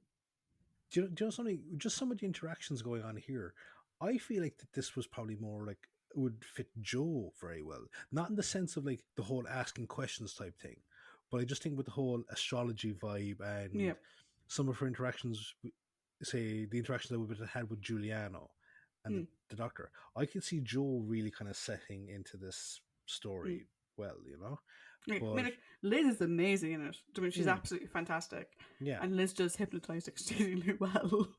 yeah, But I think it's probably from a Sarah Jane driving plot perspective, hmm probably one of her least. She has the least contributions to. yeah. Thankfully, though, Liz is amazing, so obviously her performance is outstanding. I don't think we've ever had a bad Liz performance that I can think of. Um, No. See, this is like the point I have is that like yes, there isn't much direct plot driving. She's just used as a mm, device to drive the plot. Um, it's her chemistry with Tom is mm, is what is what stands out in the story. yeah. It's just the simple small things like the whole thing. You humans have such limited capacity, for thought. Like, I don't Mm, know why I like you so much. It's like because you've got such good taste, mm. or Or the way she just plays the recorder and things like that are yeah, very, very good. or I like the am whole. glad though that we have the Sarah Jane Smith Big Finish series that continues the story for her, Mhm. and the Secret of the Star story, which you can kind of count as a sequel because Yeah. those are both amazing. But yeah, sorry, I interrupted you there, everyone. No, I was gonna say like, or the other thing was like, like when have I ever been wrong? She's like, lots of times. It's just Yeah. like the it's the simple things that just like like again, like the characters don't need to do something new every week. They don't need No. to exhibit something new. But like if they haven't been defined enough yet, then obviously they're just there. But Sarah Jane, and I suppose again just through Liz, has been defined so much by her rapport with the doctor. It's like even that's just enough, for me to Mm, enjoy this. Also, I think she's a small bit taken with Giuliano because like when he's explaining like like how he perceives the world to be round as opposed to flat, which is what they've been thinking. mm. You can just kind of tell, like, or the way that she looks at him, he's like, oh, he's kind of cute. I think she more looks at him like a puppy rather Yeah, than as a potential love interest, to be honest. possibly. Oh no, Um, well, no, like I think I won't say love interest, but like I think she's like, yeah, he's kind of like maybe like the puppy, maybe that's what it is. But she's just yeah. you can see that there's a I just think look at him. Giuliano's is sort of like the Renaissance Italy definition of adorkable. Yeah, yeah, probably. Um, nice segue. How about we move into into Giuliano. the Why don't you go first? What did you think of the cool. Duke? So a warrior, scholar, futurist. I think San Martino was in good hands. Mm. Um, I do like because No, keep going. I have a comment on this in a second, but all keep right, going. cool, yeah. Um, like Giuliano to me, okay, is another supporting character that I would like to have seen at least one trip of in the TARDIS. Mm, Like I agree. I think he's got such a good rapport with the Doctor and Sarah Jane, um, because like I love his interactions with them. You know, like it's Mm, just like you're a man of science. Like and again, his interactions with them they're just really really good. Um, I really like how he's not intimidated by his uncle, um, and he always seems to put the needs of others first. It's like when he's like, we should cancel the mask, for the safety of both our guests and our people. And Marco's like, no, you have to. He doesn't. His whole viewpoint isn't about appearing weak. He Mm, wants to put others first. He wants to see that his people are safe. How other people view his desire to do that, that's not his concern. mm, So, like, no, I will have kind of add-on points to that mentality from Marco, but mm, that's why I think that San Martino's in good stakes in the sense of like that he has a lot of knowledge, so therefore like he can always make sure that he's doing right by his people, and he can with the physical aspect of it or with the diplomatic aspect of it. I think he's a dab-handed both, mm. and yeah, so you can say your your point there. So my Giuliano is that Giuliano is an idealist, though a very Mm-hmm. well intentioned one. Mm-hmm. Um, and he's apparently a very good swordsman. So He it's is. he's not all about books. And I actually liked that because you sort of get the sense at the beginning that Marco was kind of like the bodyguard. So he's the best friend Mm-hmm. bodyguard type. Um, though I do wonder if the somewhat homosexual undertones between the two of them was intentional, or not, or if that's just a modern viewing of a historical friendship. I think that their interactions were very kind of like of the time, because if you think back Mm, to a very overrated and misunderstood play, Romeo and Juliet, mm. Mercutio and Romeo would have had a very similar Yeah, that's true. vibe. Yeah, That's true. I think just a modern viewing of it is yeah, different. Um, where I am concerned about what you said, that San Martino is in good hands. hmm I would disagree. okay. Giuliano takes no interest in San Martino, from what we see. We don't see him driving investigations into the Brethren. We don't see him, like, he says that Federico was out for sport. Federico was torturing and killing the peasants in the area. He claims the peasants that were intending to uprise against the Duke, which up until the start of the story was Giuliano's father. Mm, And Giuliano does nothing to stop it. The doctor is brought in and the count is sat in the court. He is the one holding court. Why isn't Giuliano holding court? And I always wondered when watching the story why the palace guards choose to follow his uncle over him. Why mm, aren't his people loyal to him? Marco mm, is loyal to him, mm-hmm, but no one else is. Do you know? Like, his palace guard are loyal to somebody else. Why is that? Do you know?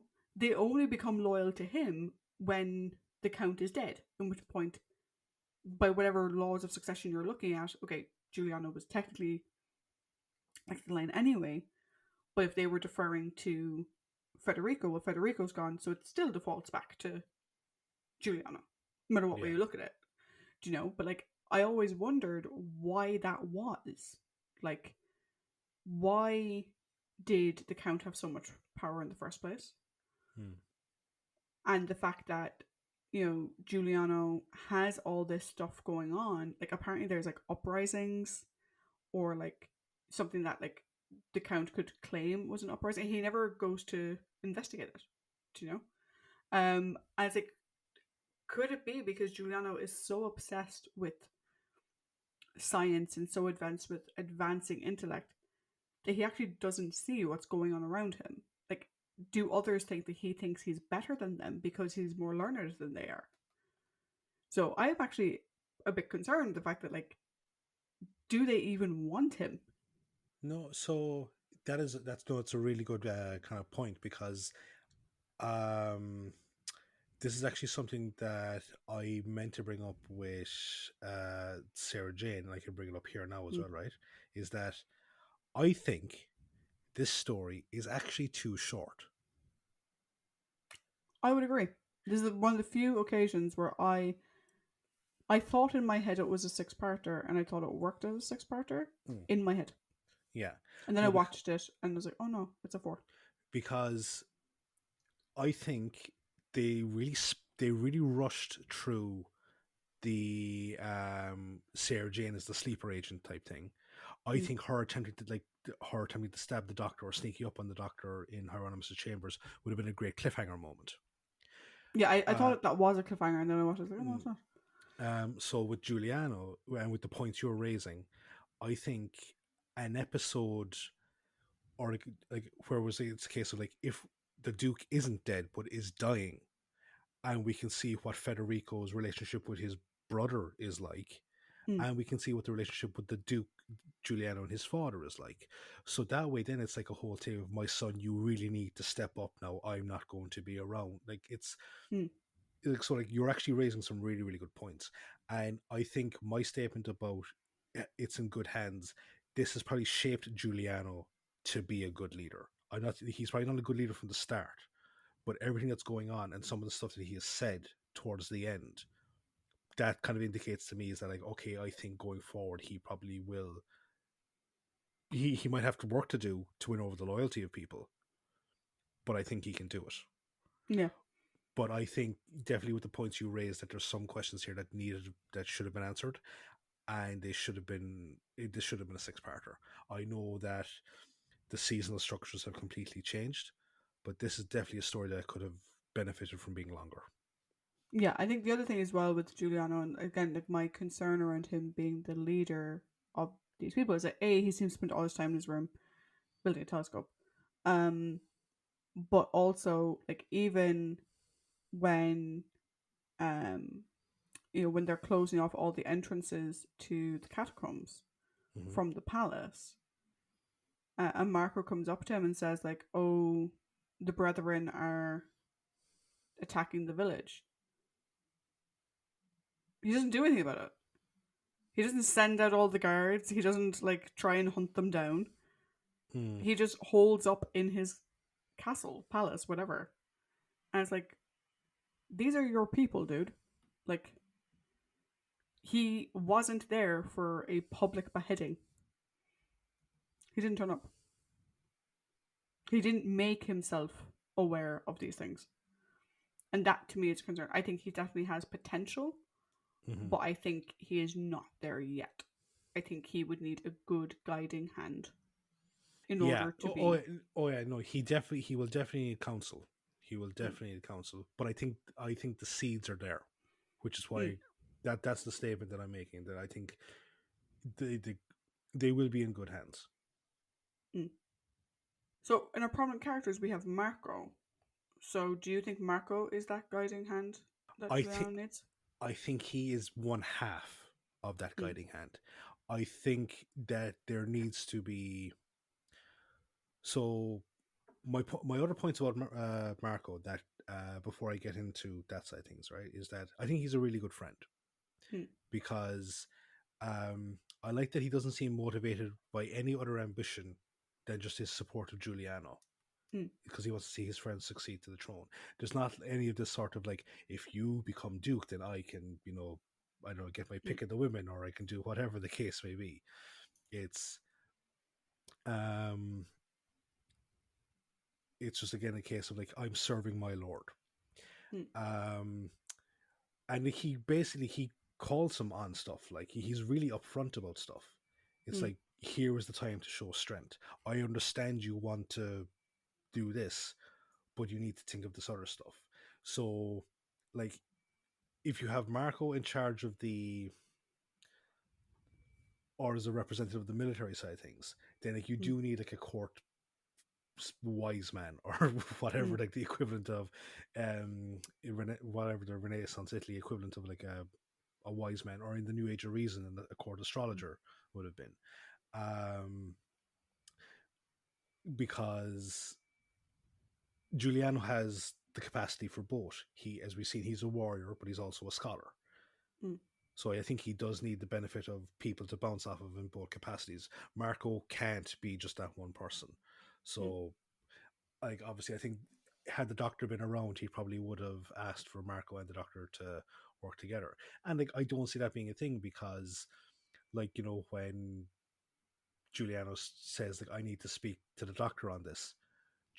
Marco doesn't show, like, he doesn't throw a tantrum or he doesn't object or anything like that. He sees, I suppose, the sense in having another educated party weigh in on the subject. Mm. So I actually quite liked Marco. I did. Mm. I like Marco too. I do have some issues with Marco, just in terms Mm-hmm. of like the way he is. Like, there's nobody can deny that he's very dedicated to Giuliano. Mm-hmm. Like that is undeniable. However, one of the things I noticed with Marco is he just spent a lot of time shining his sword, and not a lot of time actually being action focused. Like the fact that they captured him in Giuliano's quarters Mm. by the basest lie ever of open the door in the name of Duke Giuliano. And yeah, he pulled his sword to be ready, Mm. but the fucker also opened the door. Yeah. I'm like, okay. I think in terms of him being a good guiding hand, I think he's someone that can keep Giuliano real. Mm-hmm. But I do also wonder then why hasn't he been doing that up until this point? The two of them are off in a corner giving out about the Count and being wary of the Count. I was like, well, if Marco is going to be a good guiding hand from, like we see like later on in the story, he's like, no, you have to have the mask because we have all of these guests and blah blah Mm. blah. It's like, why wasn't Marco pushing him to hold court? Why wasn't Marco like doing more than just having his buddies back? Do you know? Mm. Mm-hmm. I think it's a bit, you know, would he be the best support? I don't really know because there's a lot like Sarah. Marco's purpose is to be a pawn to help control Giuliano. That's his point in the story. Mm-hmm. So we build up that they're really good friends, and then he gets captured, and that's you know that's kind of his purpose. You know, um. So I like him. I actually would have liked to have seen more from him, Yeah. and more than just him sitting there shining his sword while that's where I sort of get the sense of like they do have a kind of a little bit of a sort of like a homosexual vibe to them. We got Mm. Giuliano being like very studious, and Marco's just like I don't know what you're doing. I'm just gonna sit here and shine my sword, and you can do whatever. And like I said, the phallic imagery in the story is ridiculous. It is Renaissance Italy. Yeah, Yeah. No, like, yeah. This definitely needed to be a six-parter. It really did. yeah, which is weird because it is quite a slow story on its own. Mm. Um, but it's slow in a good way, Yes. not slow in like a Revenge of the Cybermen kind of way. Mm-hmm. Yeah. Um, and maybe that's why I thought it was six originally, and felt it worked at six.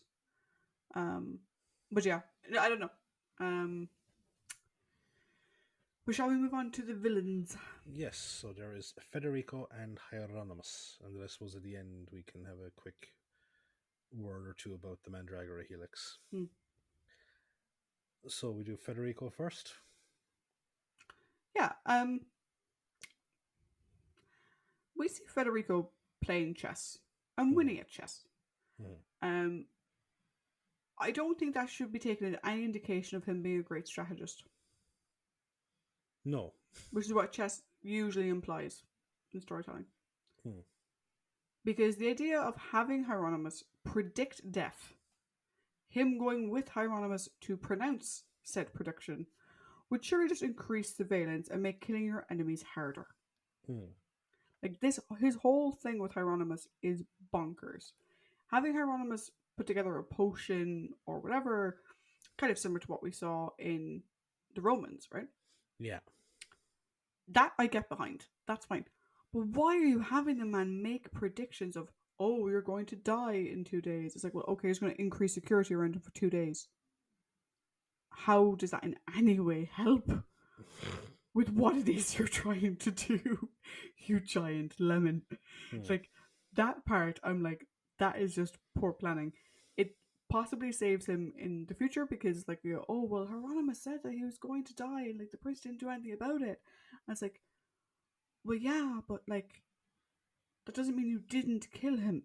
Hmm.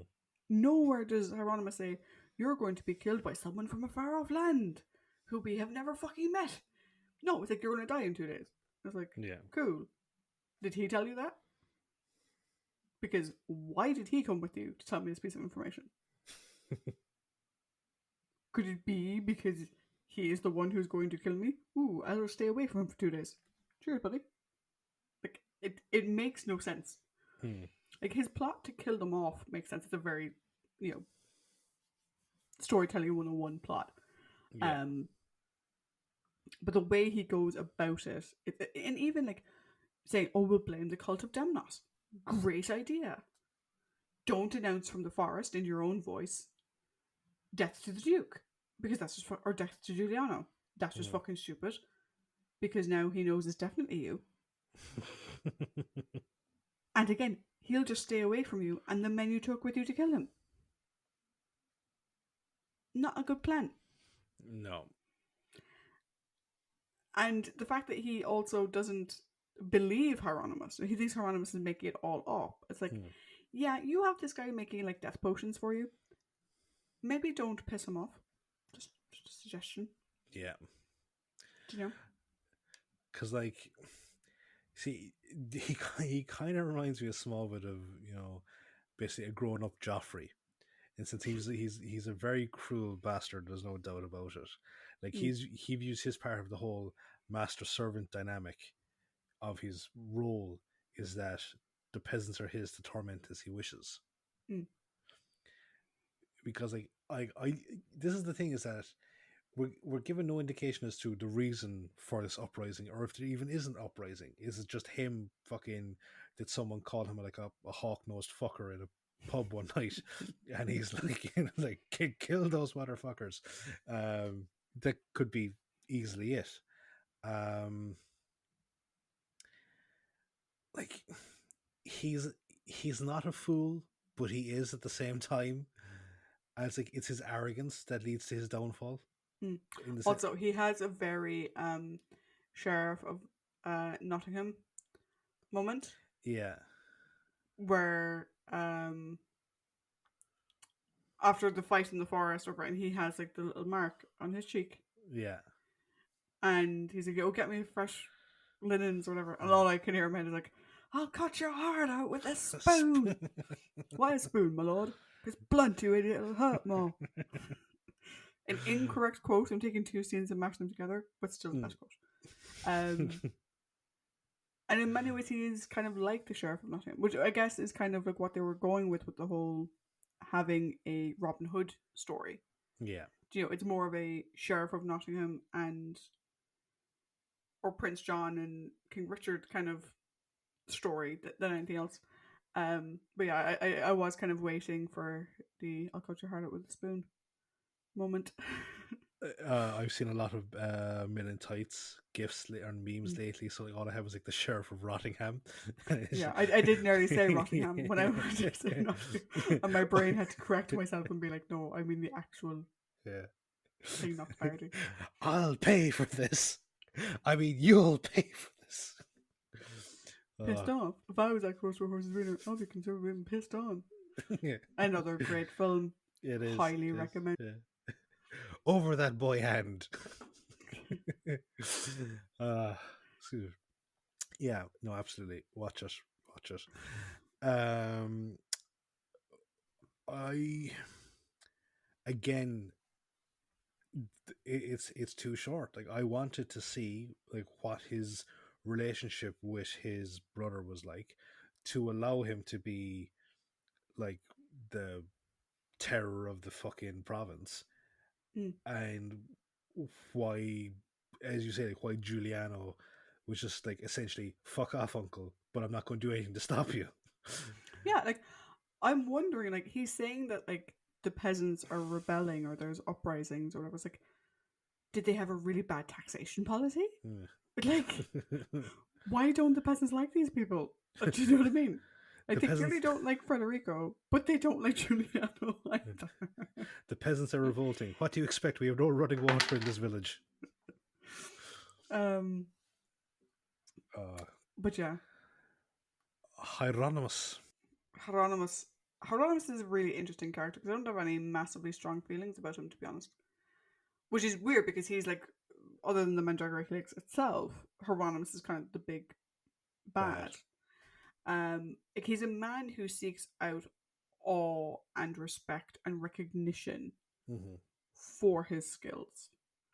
Um, One thing I do have a new headcanon that I came up with about 2 hours ago, Okay. um, which is he mentions that he came to San Martino for a reason.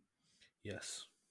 And that reason was he had a dream or something like that, um, that led him to come to San Martino to find the power that it was that he was seeking.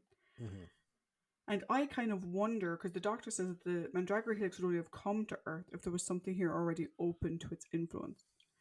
And I kind of wonder, like, how long has the Helix been communicating with Hieronymus? So yeah, he did say like that he like when he was younger, like a voice in a sort of a Joan of Arc Yeah. esque thing guided him.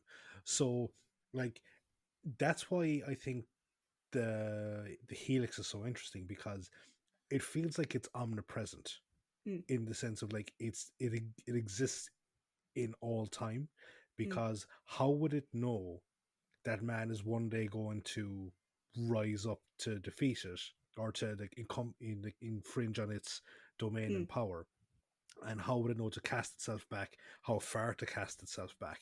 So mm, I think it exists in all time, and mm, that's why it finds that crucial point of view. And I think I think the story works. Like you didn't need to have the whole um I've been, guided by a voice for all these many years thing. mm, You could have just had it be like that Hieronymus is a someone that is rebelling against the new science, mm, the movement of new science, who's rebelling about it. And the Helix comes down and in a sort of like Lesterson and the Daleks type mm, thing, views that as like he's like, have the cult of Demnos be its own thing. And then he sees the Helix and he just, conflates the two. Like it works both ways, mm, really speaking, like, but I think it would have been interesting like to see that, because I think without the Helix, Hieronymus is still a zealot that is rebelling mm. against what's going on or how he perceives the world moving away from what he thinks it should be. But again, I um, wonder, given what he said about a voice speaking to him mhm. years ago, Oh, I think does he again. believe those things because that's what the voice told him? Like, has the mm, Helix been artificially controlling him for years? Oh, in this instance, in the actual how the story played out, absolutely. Yeah. That thing has been maneuvering him like a puppet for however long, like 30, Mm. 40 years at this stage. Uh, what I will say about Hieronymus, though, those eyes and that beard and that voice, Jesus Christ, what a combination. Um, He does look the part very well because he he was really, in Doctor Who and the Silurians, yeah, as and I the security remember chief. he played such a different character. I remember when we were talking about it, I was like, "Oh, he plays Hieronymus," and we were both kind of like, "Holy shit, Hmm. that's Hieronymus." Well, I know, I think it was for the Abominable Snowman that we were like, "Holy shit, that's Hieronymus," because Oh, he what? Oh, plays, yeah, no, you're right. You're right. yeah, It was one of them. he plays the head of the warrior monks Yeah, in Abominable Snowman, and but it's like I think this is probably his best of the three. I would agree. I think in Silurians he was a bit too mental, whereas he's Yeah, mental in a way that actually suits make the story. makes sense. Yeah, In the other one, he was just mental. like Like there's no other way to describe it. I think he went off the deep end too fast Yeah, in too fast and too far. Silurians.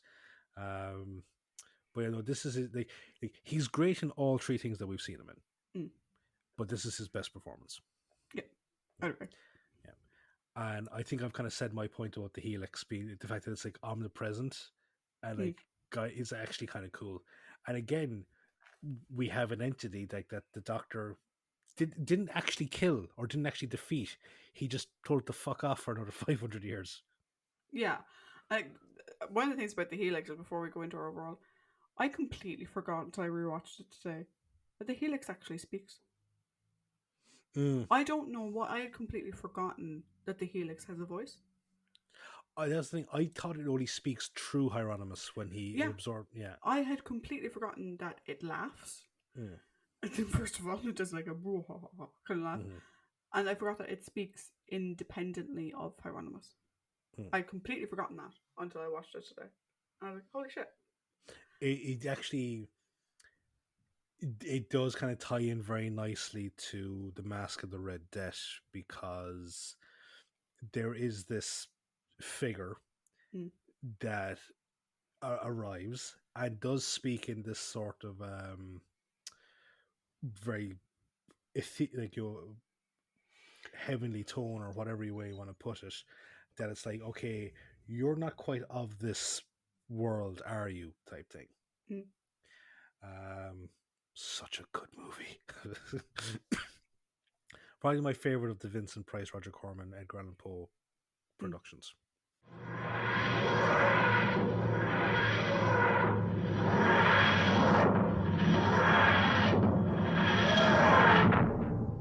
So we've come to the overall. We have Very good, indeed. very good discussion this time around. I think, like because like you raised points that I didn't think of, and then I'm like, and then I was like, oh, actually, no, like some of that kind of stuff makes a lot of sense. Mm. Yeah, Also, I think it's more discussion than I thought we would have. yeah. Well, obviously because you brought up points Mm. that I didn't realize it. So we kind of both brought up points that we didn't think so, which again Mm. is kind of fun. Mm. Now the real thing is what our scores are going to be based on this. Mm. So I said the social, so I get to go first. The um, floor is yours. Thank you. I think it's a pretty good season opener.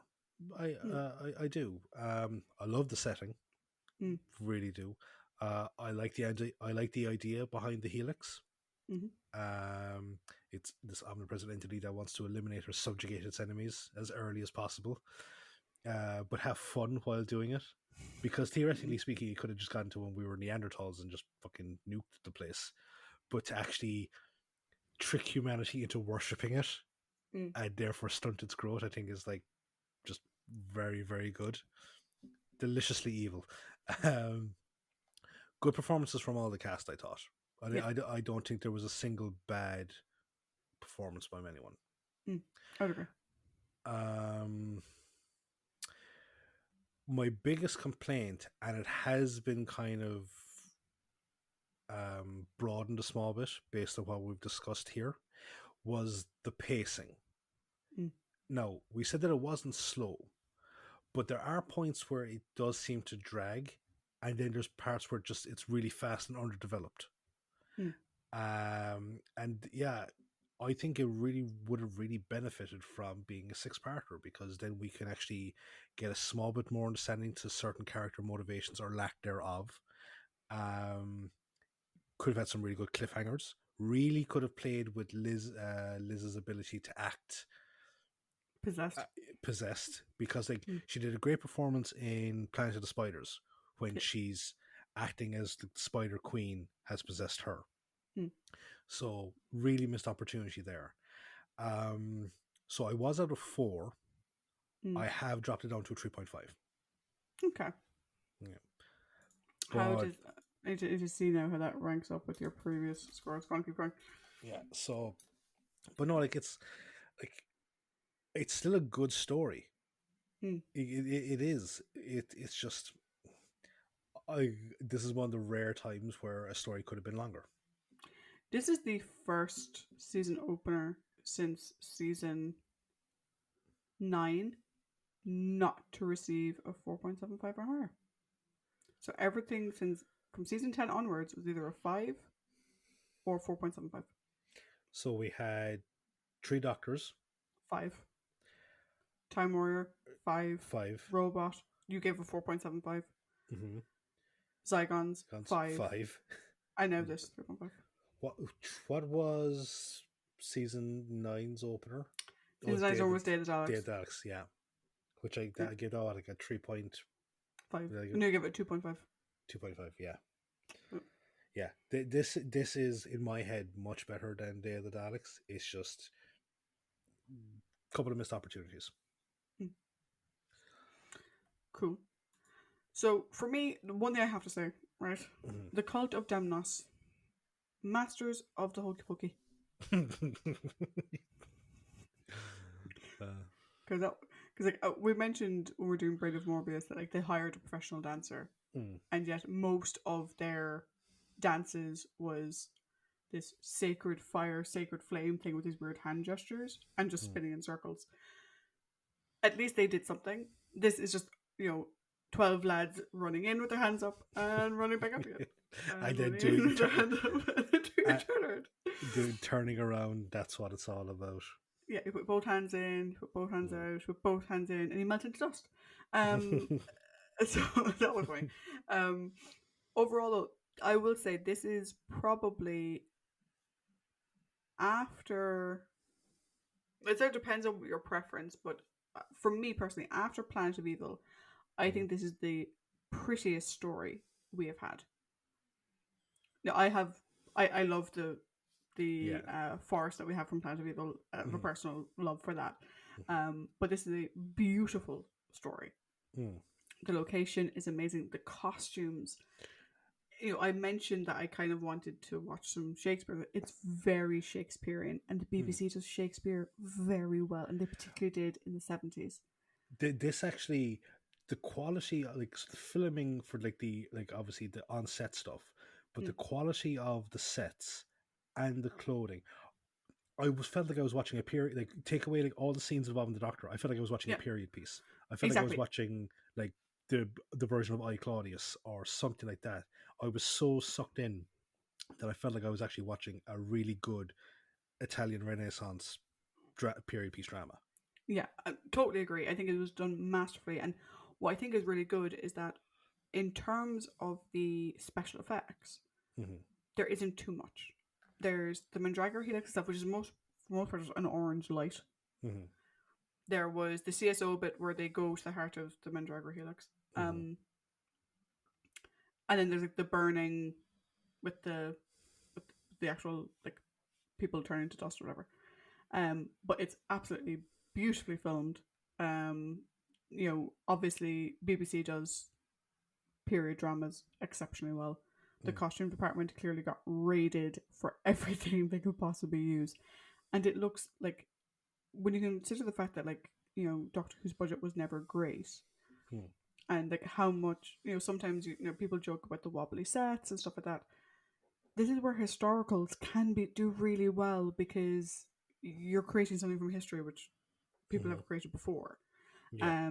So this is one of the reasons why I wish they did historicals Yeah. more You rather could just than you future could just stories. you can just Just raid them. The reuse costume shit. department. Yeah. Yeah. I would say though my negatives for this, I do agree with you on the pacing. Hmm. I think it's one of these stories that needs to be allowed to breathe. And there are times like the first episode I thought was paced quite well. A Hmm. lot of time to breathe there. Like there was a prolonged period of time where no one says anything. After the doctor wakes up, it's a lot of walking and or like very little dialogue because it's not needed, Hmm. which is fantastic. But I think there are moments that needed that level of breath, but there are also moments that needed more time to allow more information dumping, more character building, as an interpersonal relationship character building or whatever. Hmm. My main negative though is actually to do with the doctor, the ending. The ending just rubbed me wrong. Hmm. Um, because of the fact that it was wrapped up too quickly. I don't mind the doctor joking about how he would really like a salami sandwich or whatever. Hmm. My problem is like where he said it and when. Hmm. Um, like we don't know who these other cult members were. We don't know were they peasants. We don't know were they members of the nobility. Were they a mixture of both? and there's no thought given to them. And bear in mind that people had just died in the upper chambers as well, Mm. and there doesn't seem to be any talk of that. And that for me was just a bit too callous. It was wrapped up too quickly. Had that had a minute or two, even just an extra minute of filming of them jumping to a different location, or you know moving everyone out of that room, Mm. just to allow it time to breathe. And I think that was the biggest problem, is that they got the pacing really well at the start, and then they weren't giving things time to breathe later Mm. on. One thing that I did like that I didn't mention was I liked Sarah Jane's dancing. Clearly, Yeah. woman had no clue what the fuck she was doing at the start, and then when it gets into it.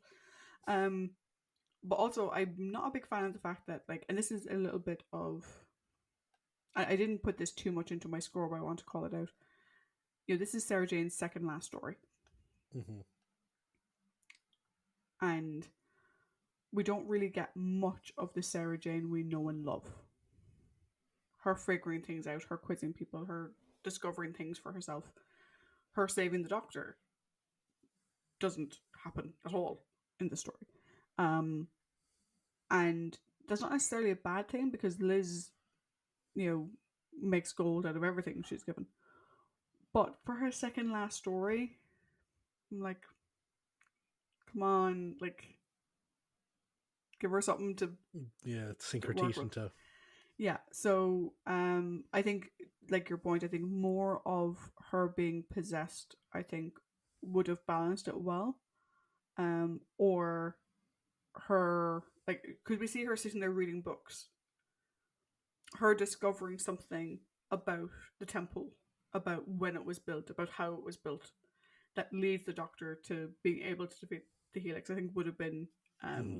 really, really helpful for her in the story. Like the fact that, like, Sophie Aldred, who like was a companion herself, Mm-hmm. um, and like she was watching the show around this time. She would have been a young child when this was on. Mm-hmm. The fact that she commented on it as well, you're like, oh, Yeah. not good. So for me, I was really struggling with what score to give this, because it's like those, particularly the Doctor's attitude bit, really bothered me in a big way, way more than his attitude in Pirates of Mars bothered me. Mm-hmm. Um, and the pacing was a big problem. The Sarah Jane thing, less so. So originally I was going to give it a 3, and then I was like, no, like it's more than a 3. Like, it's such a beautiful story to watch. Mm-hmm. So I went to a 3.25, which isn't much over a 3, but No, it still kind of sets it apart, like, so. yeah, because Yeah. like if you think about it, like Revenge of the Cyberman got a 3. Mm-hmm. Android Invasion got a 3. And Seeds of Doom got a 3. I would consider this to be better in some ways than those. Um, in the Sarah Jane component way, maybe not, but overall story wise, I think this is better than those. So I went with 3.25, which again for me puts it at my lowest since Day of the Daleks. Just on the subject of Sophie Aldred, I think Sophie Aldred saying that's not typically Sarah Jane Hmm. is much better than someone else saying, well, I like all they used to do before me was scream. Yeah, we'll get Yeah. to her eventually. Yeah. And I will recount that story again. Mm. Yeah. But yeah, so I think for a season opener, 3.38 average if you're averaging it the two of us Yeah. isn't bad, but it is our weakest season opener since season 10. Mm-hmm. And it is our weakest Sarah Jane season opener and our weakest Tom season opener. So next week is going to be an emotional week, I think. Yes, it is. The week after will be even more interesting for me, because I've never seen what comes after. So I think I worked it out right, that when we finish next week, we will have reached halfway through the amount of current episodes of Doctor Who. Okay, not stories, but episodes. Yeah. So when we reach the halfway mark, we are going, here there be dragons territory for you, because we're going off the edge of the known map. Yeah, because I haven't watched like It's not. No, you the haven't. rest It's of not. Tom's era. I've watched maybe two or three. I've watched one from Peter, which is Hmm. the Five Doctors, which is because it has Sarah Jane in it. Hmm. I haven't watched any of Colin, though I did get Colin's Blu-ray sets, so I have them ready to Great. go. I didn't. I Hmm. didn't want to jump ahead now that we got into Yeah. it. Hmm. And I've watched all of Sylvester. Sylvester with Ace. Yeah. So yeah. So when we get to that, I've seen those.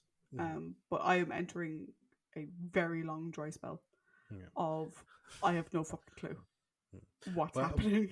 but I think I know. I think this will probably be the most interesting part because like we've alluded to it a few times in the podcast, but like Mm, for the longest time, Tom was our favorite Doctor. mm, But now we discover like this. Rediscovered a love for William Hartnell's Doctor that we always liked him, but we just didn't know how much we loved him. mm, So now it's like when we're coming into the unknown territory for you, will it stick? yeah. Yeah. Um.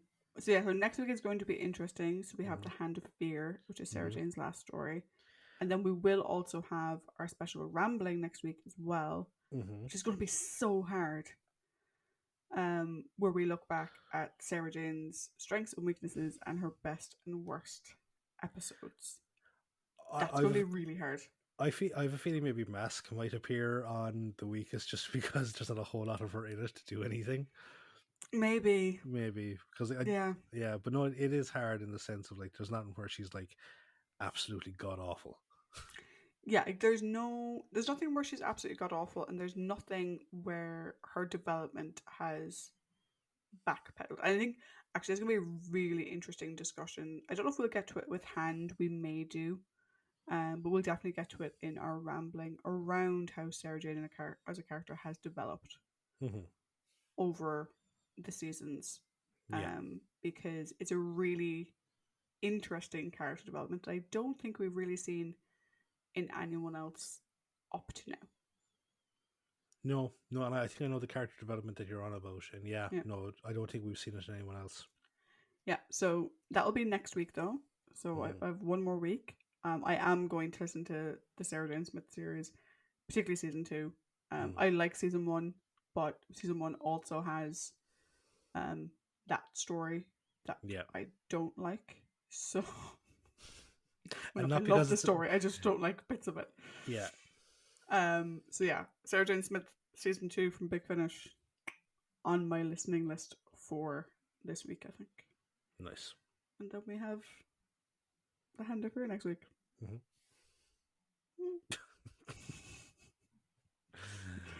Until then, though, bye. Bye.